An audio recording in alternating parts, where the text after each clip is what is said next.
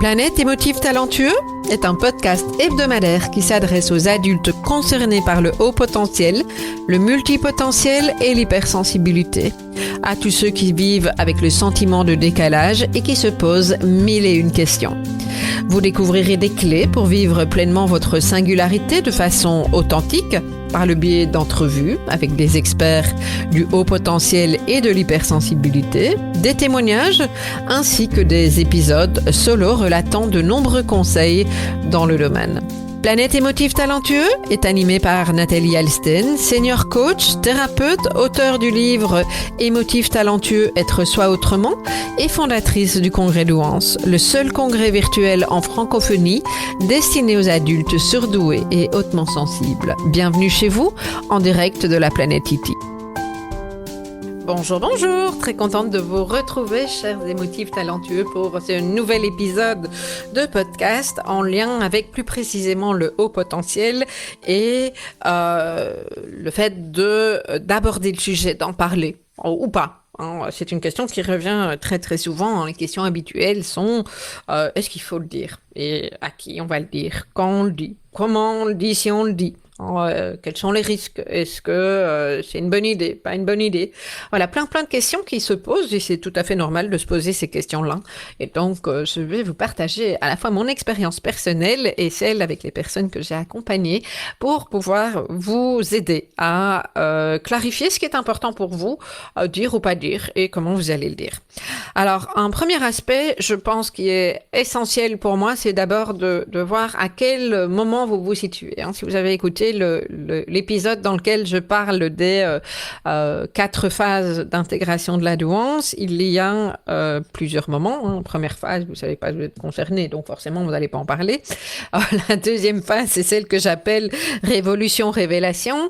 La troisième phase, c'est la partie, la phase de réalisation de soi. Et puis, la quatrième phase, c'est une phase d'alignement dans laquelle, cette dernière phase, où vous n'êtes même plus consciemment concerné par cette grille de lecture puisqu'elle est intégrée. Okay? Donc, les 2 phases dans lesquelles ça va être important et dans lesquelles on ne va pas dire les choses de la même manière, c'est la 2 et la 3. Alors, c'est sûr que quand on découvre cette fameuse phase de révolution-révélation, quand on découvre son potentiel, c'est une bombe atomique pour certains, c'est un choc, c'est une période excessivement intense dans laquelle soit on va avoir envie de verbaliser, d'en parler avec énormément de personnes, ou, et je le précise parce que ça me semble vraiment important, dans laquelle on va plutôt se mettre en retrait et on va pas forcément avoir envie d'exprimer les choses. On aura peut-être besoin d'en parler plus tard, okay? Ou à un petit nombre de personnes. Ce moment, ces personnes qui n'ont pas forcément envie d'en parler, j'ai déjà entendu quelqu'un qui me disait, je pense à une personne plus particulièrement que j'ai accompagnée par le passé, qui me disait, tu sais, j'ai honte. Je dis, tu as honte? Et elle me dit oui, parce que dans ma famille, on a toujours privilégié le côté intellectuel, les grandes études, la réalisation de soi dans le sens professionnel. Elle dit, moi dans ma famille, on a des médecins, on a des avocats, on a des notaires, etc. Et moi, je suis pas concernée par ces métiers-là.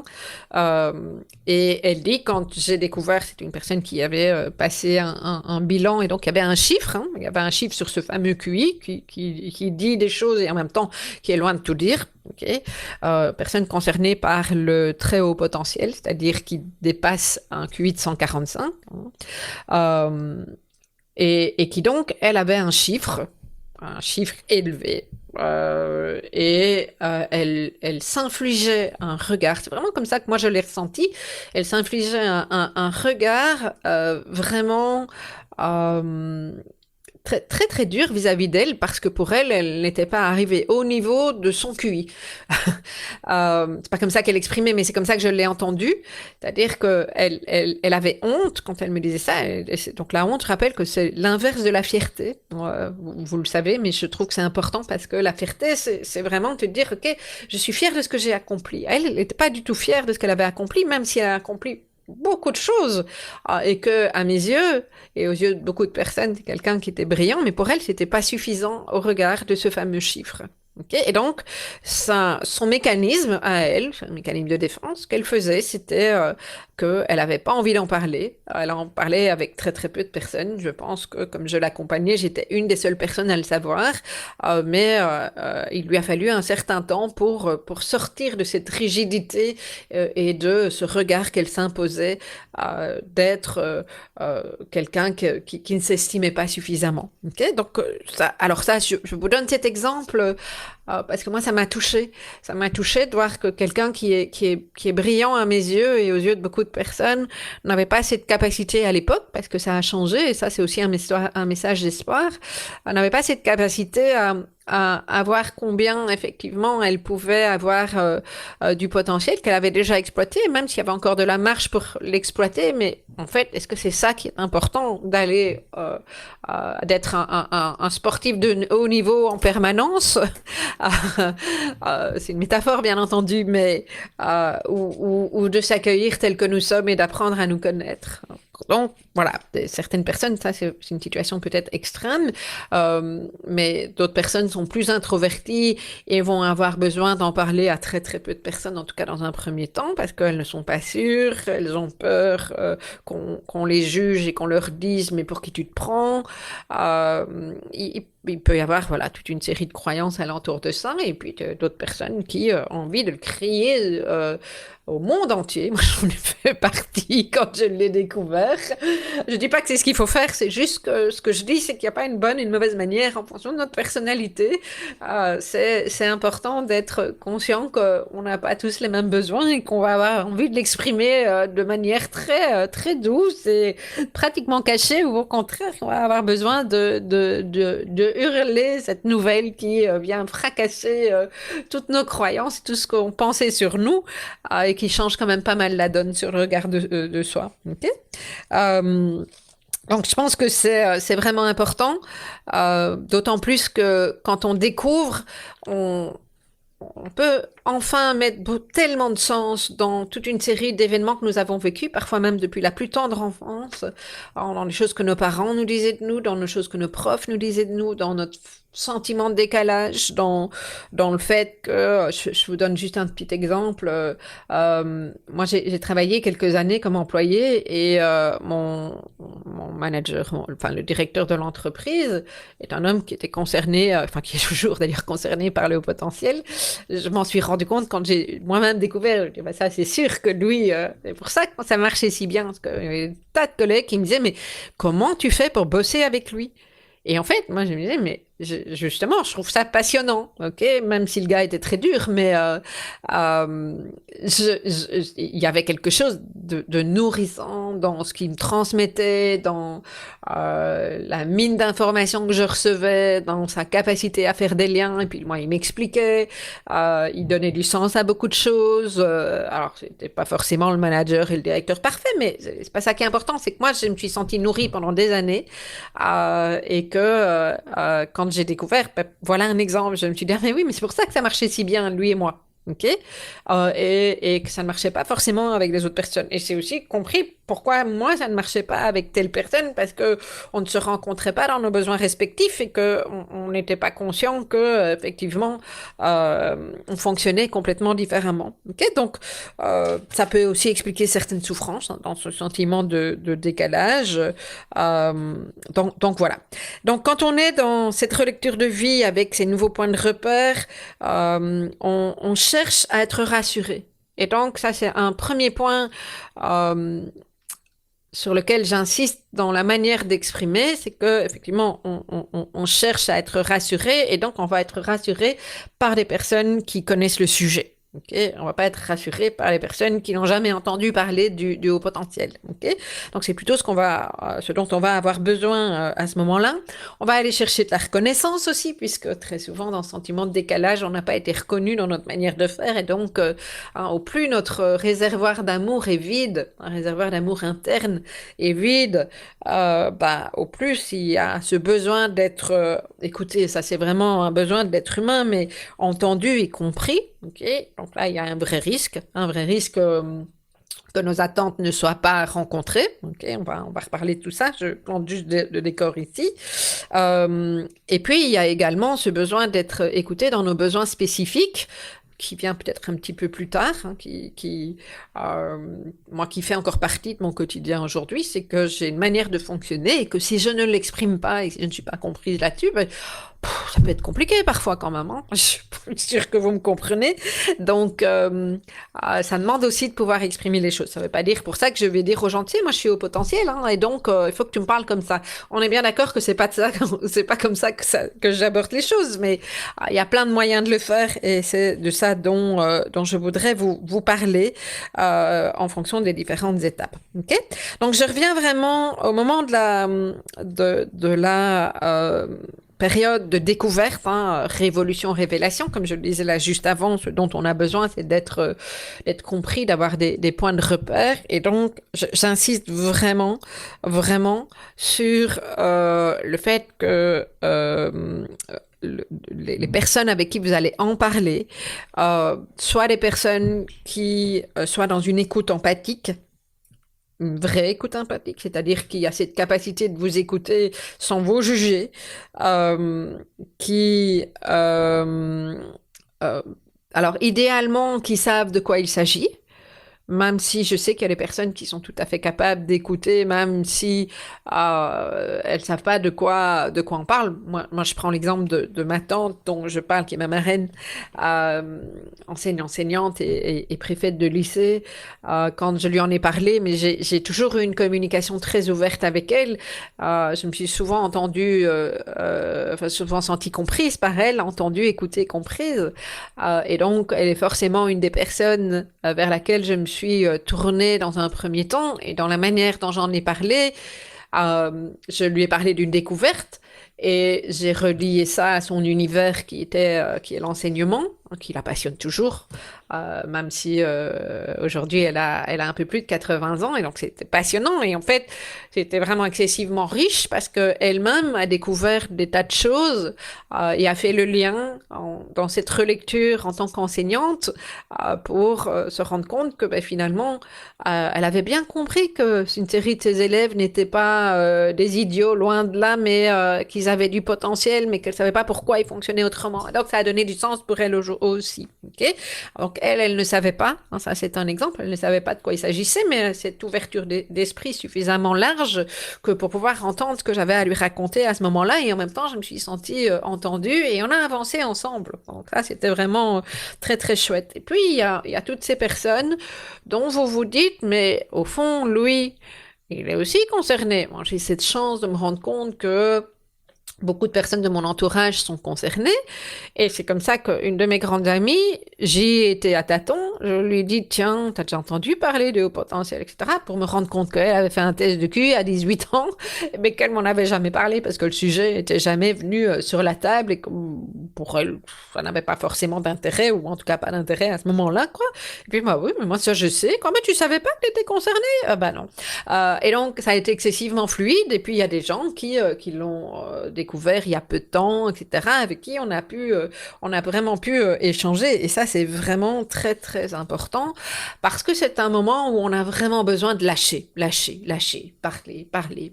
Okay, moi, personnellement, d'ailleurs, il est arrivé un moment, j'ai eu peur de saouler les gens parce que je sais combien je peux aller dans de la logorée et aller dans mon enthousiasme. Je suis quelqu'un de très intense, donc tout le monde n'avait pas forcément envie de m'entendre. Donc, dans un premier temps, j'ai essayé d'aller parler à plein de personnes.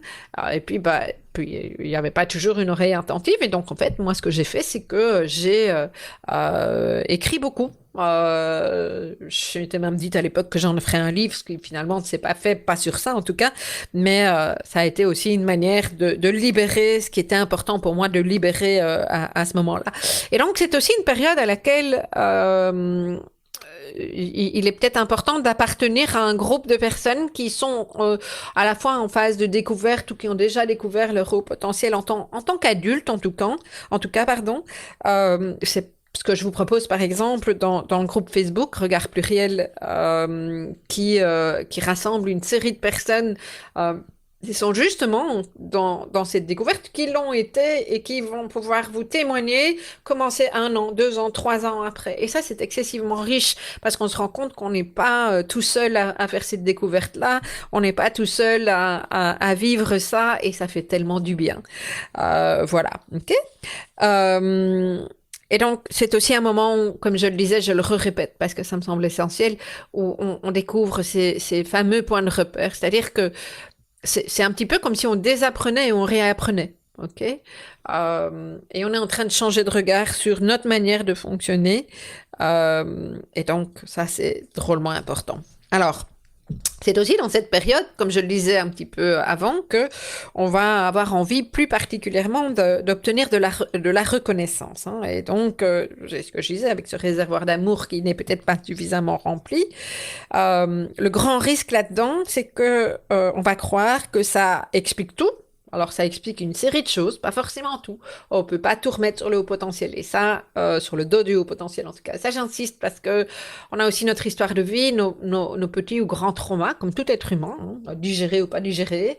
On a une culture, on a une famille, et l'être humain a cette richesse et en même temps cette complexité qui fait que tout ça fait de nous un être à part et que tout ça fait qu'on a une histoire qui n'est pas la même que celle de notre voisin et que nos difficultés, nos croyances, etc. ne viennent pas juste du fait qu'on soit concerné par le haut potentiel. Et ça, je trouve que c'est vraiment important de le respécifier. Okay? Et donc, le risque, effectivement, c'est de croire que tout ça s'explique par le haut potentiel et qu'une fois qu'on le sait, ça va tout résoudre. Eh ben non. C'est pas comme ça que ça marche. Alors, l'idée, c'est pas vous plomber ici, loin de là.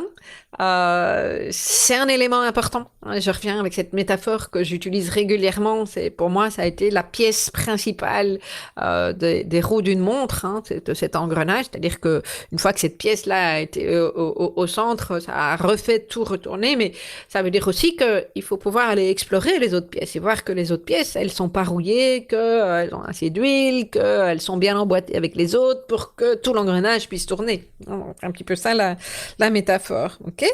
Donc, comprendre, ça vous aide à mieux savoir qui vous êtes, à identifier certaines choses, et c'est indispensable pour la suite. Ok? C'est de la connaissance de soi. Mais après, il y a aussi l'intégration, la mise en application, la mise en action de ce que vous venez de découvrir sur vous, et donc se réapproprier qui nous sommes réellement, en fait. Qui nous sommes réellement, se défaire d'une série de croyances que nous avions, comme par exemple, certaines personnes ont pensé longtemps qu'elles étaient bêtes, parce qu'elles n'ont pas réussi à l'école puisque le système scolaire ne leur correspondait pas. Et en fait, c'est pas le cas. Elles ne sont pas bêtes. Donc, elles sont en train de se réapproprier un autre regard sur elles, voire même une autre identité. Ok, ça, c'est vraiment, vraiment important. Okay. Et donc, quand on va en parler, ce qui est important aussi dans la reconnaissance qu'on cherche, la reconnaissance, on est le premier à pouvoir nous donner la vraie reconnaissance. Okay? Ça, c'est tout un travail d'estime de soi qui peut prendre un certain temps, voire même toute une vie, parce on n'a jamais 100% de capacité de se reconnaître soi-même. Hein, chez l'être humain est fait ainsi, et c'est bien, ça nous permet d'avancer, de travailler toute une série de choses. C'est le travail de toute une vie, et je trouve que c'est beau de voir ça. Mais donc, le risque, c'est d'aller chercher la reconnaissance à l'extérieur, et plus précisément avec nos proches. Alors, très classiquement, papa et maman. Hein, je veux dire, je veux pas faire de la psychologie à 5 francs, mais c'est quand même assez souvent le cas. Et donc là, on peut se prendre une sacrée grosse claque si effectivement on va crier à son père ou à sa mère ou à son mari ou en tout cas à quelqu'un dont on est très proche d'un point de vue affectif. Tu sais, je suis concernée par le haut potentiel, c'est super. Et encore, on va pas forcément le dire comme ça. Et puis bon, de l'autre côté, vous avez une porte fermée. Ok, ou voire même une claque symbolique. Ok, ça peut effectivement être très très compliqué parce que simplement l'autre n'est pas forcément ouvert à cette explication-là.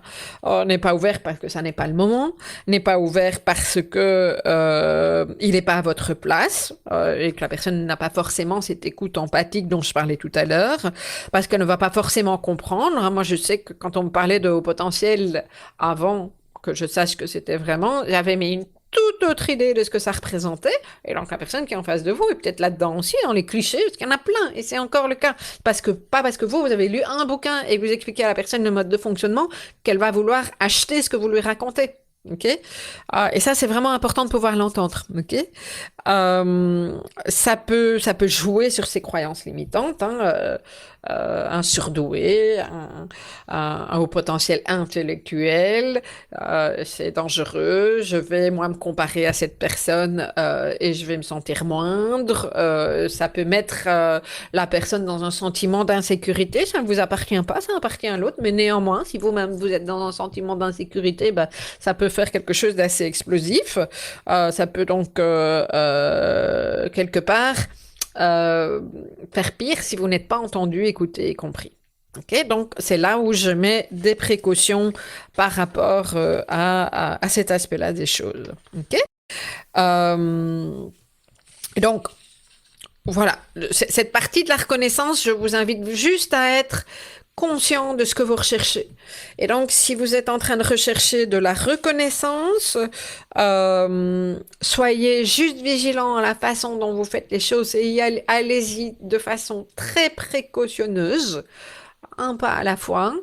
Et moi, perso, ce que je dis souvent, c'est n'utilisez pas les mots au potentiel surdoué, etc., mais parlez de votre mode de fonctionnement. C'est pas vrai que là, c'est vrai à tous les niveaux. Et vous verrez un petit peu comment ça va se passer. Et c'est important, je parlais juste maintenant de couple, mais dans la famille, c'est important avec son conjoint, son partenaire, avec des personnes dont on se sent proche et avec lesquelles on est amis depuis, voire même longtemps. Ça peut changer la donne parce que ça vient réveiller quelque chose chez la personne de l'autre côté. Okay? Donc, allez-y vraiment un pas à la fois.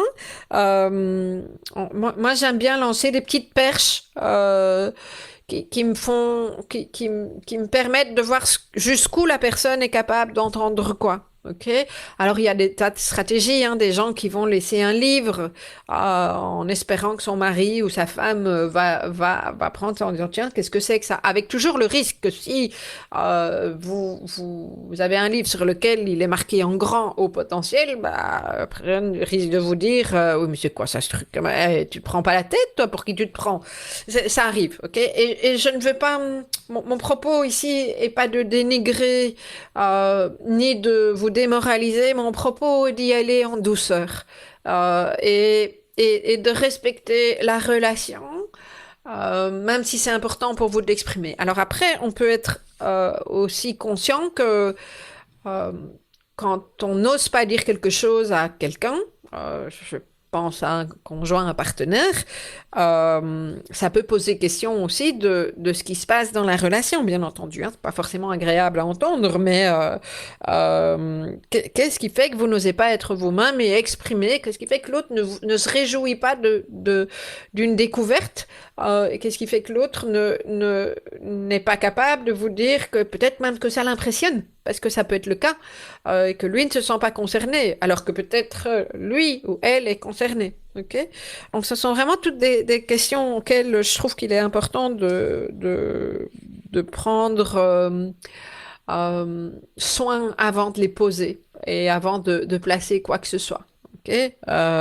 Et mieux vaut y aller tout doucement que d'y aller frontalement, même si vous avez envie d'y aller vite. Donc, ça peut être intéressant de prendre l'expérience de personnes dans votre entourage qui effectivement sont passées par là, qui ont eu du mal et de dire tiens qu'est-ce qui fait que tu as réussi à faire passer le message, etc. Ok, comment ça s'est passé. Ok, moi perso avec certaines personnes je me suis prise des vrais râteaux. Voilà, il s'avère que ces personnes-là sont plus les personnes avec qui je suis nécessairement en contact aujourd'hui, pas parce que j'ai décidé de couper, c'est juste parce que je me suis éloignée de la non-capacité de ces personnes à entendre ça, ok? Alors, c'était des amis ou des collègues. C'est plus compliqué quand c'est sa famille, évidemment, ok? Et puis, il y a des personnes vis-à-vis de qui je n'ai même pas eu envie de partager ça parce que c'était pas important pour moi. C'est juste qu'aujourd'hui, elles le savent parce que bah, j'ai publié un bouquin et que si elles s'intéressent un tant soit peu à moi, elles savent que je travaille là-dedans, mais elles posent pas de questions. Et moi, je viens avec rien. Je dis pas parce que ça n'a pas d'intérêt. Si elles ont envie de savoir, elles peuvent me poser la question, en fait. Ok? Alors, il y a dans cette phase, c'est un petit peu plus loin, je dis toujours que quand on est dans cette phase de découverte, euh, révolution, révélation, ça me semble vraiment important de prendre le temps de la digestion.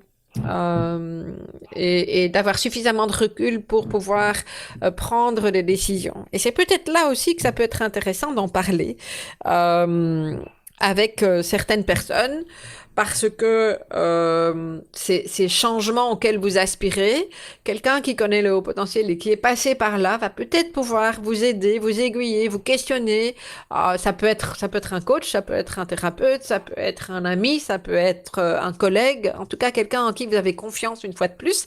Ça, c'est vraiment un des maîtres mots, hein, cette notion de confiance pour que la personne puisse vous renvoyer à vous-même. Hein. Non pas vous dire ce que vous avez à faire, parce que ça en plus ça marche pas bien du tout avec les hauts potentiels, mais par contre de vous questionner, de vous confronter à vous-même pour que cette effervescence et cette façon de faire et cette ébullition ne vous porte pas préjudice et ne vous invite pas à, prendre des décisions qui ont été prises trop vite. Okay, je donne un exemple, je l'ai entendu plusieurs fois, changer de travail. Ah ben, j'ai un potentiel en changer de travail. Ok, ouais, peut-être que ça peut être intéressant de t'approprier ce potentiel, d'apprendre à exprimer les choses, d'atterrir. Comme moi, perso, et je l'ai vu chez d'autres personnes, je sais qu'à un moment donné, je suis partie dans les hautes sphères. C'était comme si j'étais connectée à un sentiment de toute puissance et que j'étais devenue invincible. Ben non, c'est pas comme ça que ça marche non plus. C'est pas par hasard d'ailleurs que j'ai repris des études à ce moment-là, hein, au moment de ma découverte. Je me suis autorisé quelque chose que j'avais envie de faire, mais que je ne me croyais pas capable de faire. Donc je l'ai fait. Et je suis très contente de l'avoir fait. C'est à ce moment-là que j'ai repris des études de psychothérapeute et ça m'a excessivement nourrie.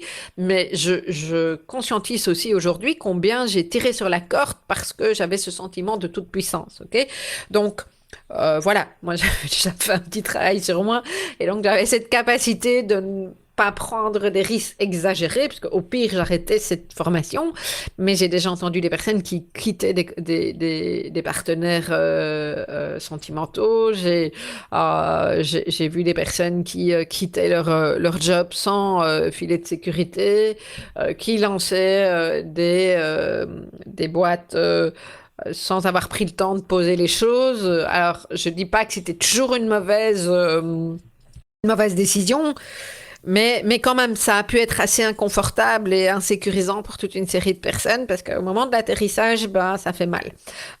Donc voilà, mon moyen. Je pense que c'est important de s'entourer correctement à ce moment-là pour ces éléments-là. Il y a une question qui revient aussi et qui peut être échangée, c'est est-ce que je vais faire un bilan ou pas? Hein, est-ce que j'ai besoin de voir si je suis concernée par le haut potentiel ou pas? Ça peut être intéressant d'échanger avec les personnes. Alors, c'est souvent pas tout au début, mais il y a un moment donné, très souvent dans l'année de la découverte, la question se pose vraiment. Ok. Alors, certaines personnes sont très claires que non, et puis il y en a d'autres qui savent pas et qui ont besoin d'en parler. Donc ça peut être un élément également.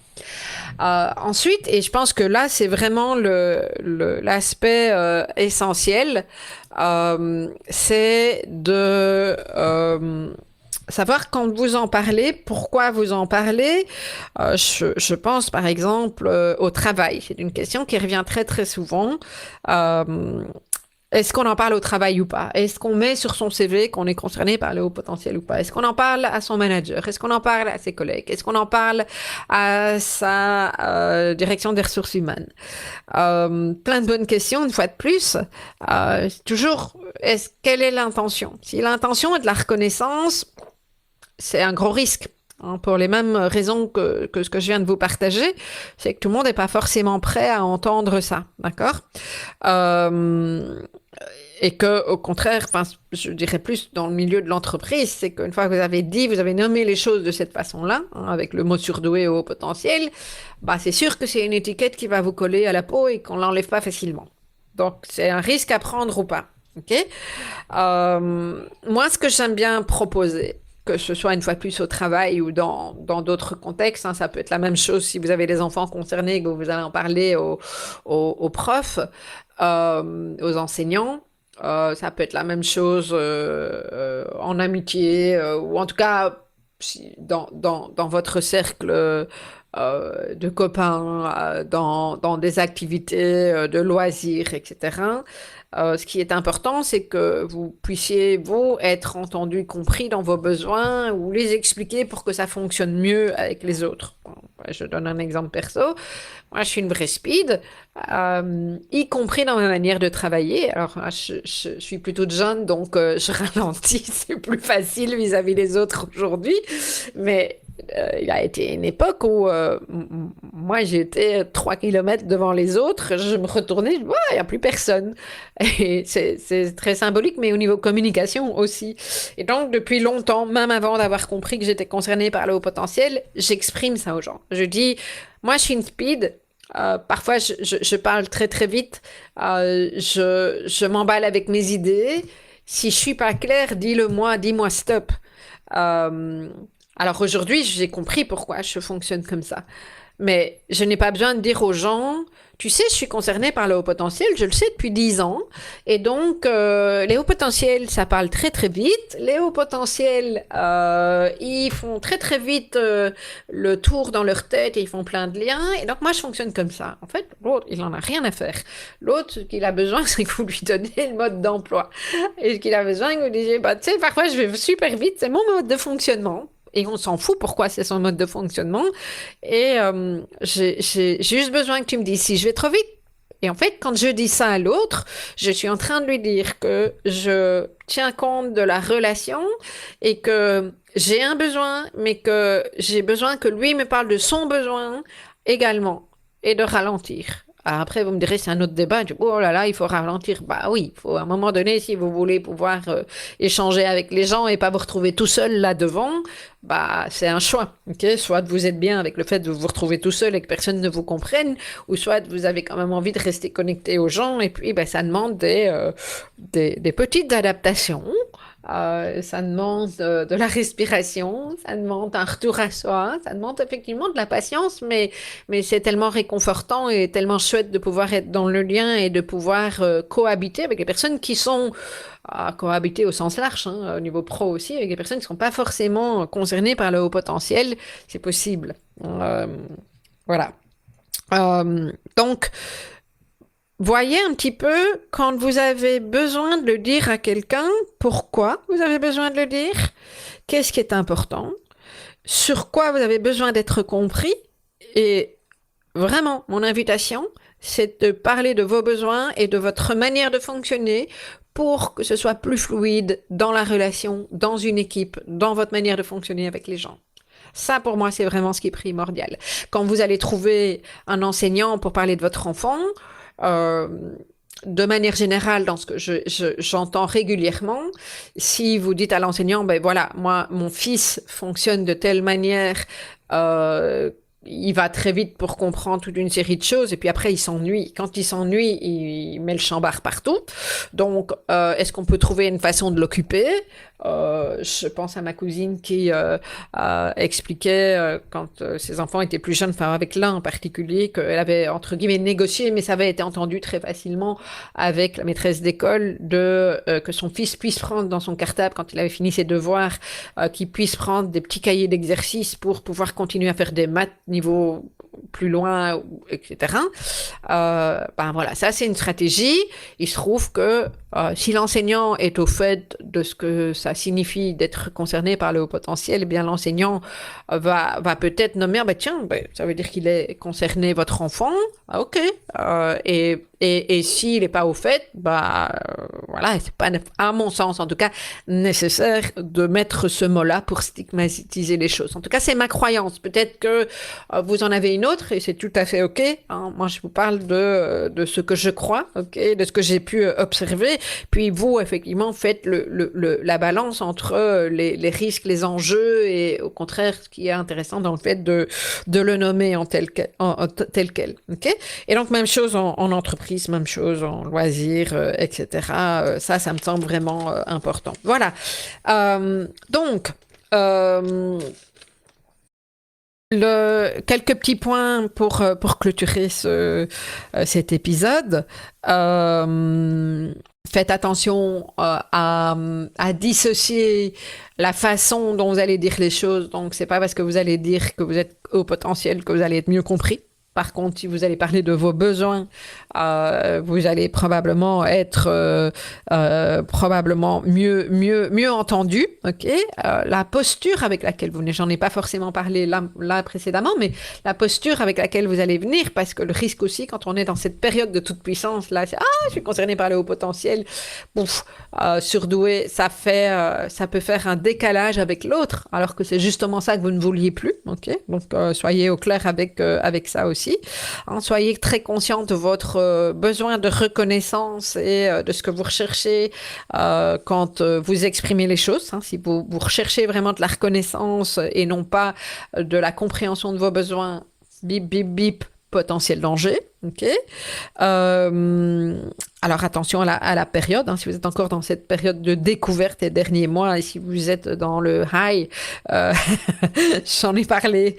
Soyez aussi attentifs à ça. Hein, ça demande une prise de recul. Ok. Soyez au clair avec cet important à exprimer. Et puis je reviens toujours avec ce même conseil, mais allez-y un pas à la fois. Et c'est une super speed qui vous dit ça, mais ça m'a vraiment été utile dans ma vie. Alors, un petit truc que moi j'aime bien faire, ça m'a tellement aidé. J'ai pas toujours été capable de faire ça parce que j'avais pas toujours l'estime de moi assez haute que pour le faire. Mais parfois, j'aime bien jouer à l'idiote, enfin, façon de parler, celle qui comprend pas bien, pour qui c'est difficile de comprendre. Et en fait, ça marche super bien. Okay. Moi, je m'amuse toute seule en faisant ça. Ça m'est déjà arrivé récemment. J'allais chercher de la peinture, je vous fais pas toute l'histoire, mais j'arrivais pas à rentrer en communication avec la nana. Je me sentais pas du tout comprise et je me suis dit, oh là, peut-être que je suis en train d'expliquer un truc trop compliqué. Parce que, voilà, c'est ma manière de faire, quoi. Et puis, j'ai dit à la dame, je dis, mais, vous savez, moi, je suis pas très maline, hein. J'ai dit, surtout quand il s'agit de peinture et tous ces trucs-là, je comprends rien, ces machins-là. Donc, j'ai besoin que vous m'expliquiez. C'est dingue ce que j'ai eu en face de moi, la dame qui m'a dit, mais, enfin, c'est n'importe quoi, ça, vous êtes pas maline, mais si, alors, expliquez-moi. Et en fait, ça a complètement changé la donne. Parce que probablement je me suis pas prise au sérieux, peut-être que j'ai été trop technique ou voulu trop bien faire avant, je ne sais pas. Mais ce que je sais, c'est que quand je fais ça, de temps en temps, et je ne suis pas en train de me dénigrer, je sais quand je fais à ce moment-là et pourquoi je le fais. Il se trouve que c'est fait avec humour et que ça déclenche pas mal de choses positives. En tout cas, chez moi, je sais même pas si ça a raté une seule fois. Voilà, ok. Voilà ce que j'avais envie de vous dire. Et puis, si vous avez envie d'en savoir un petit peu plus et d'avoir régulièrement des conseils, bien, je vous invite à vous abonner pour recevoir mon magazine gratuit. Hein. Vous faites www.emotif-talentueux.com avec un S et un X parce que c'est au pluriel, /magazine. Et vous allez recevoir directement et pouvoir télécharger le magazine en cours avec toute une série de conseils, d'interviews vidéos et de clés pour pouvoir mieux vivre son haut potentiel. Et puis, surtout, si vous avez aimé ce podcast, n'hésitez pas à le partager, à me laisser un commentaire en fonction de la plateforme sur laquelle vous écoutez ce podcast. Vous avez la possibilité de lui mettre des petites étoiles. N'hésitez pas à en mettre toute une série, bien entendu, pour que ce podcast puisse bénéficier à toute une série de personnes. Voilà, je vous souhaite une belle journée, soirée, nuit ou que sais-je en fonction du moment où vous écoutez ce podcast et je vous dis à très bientôt.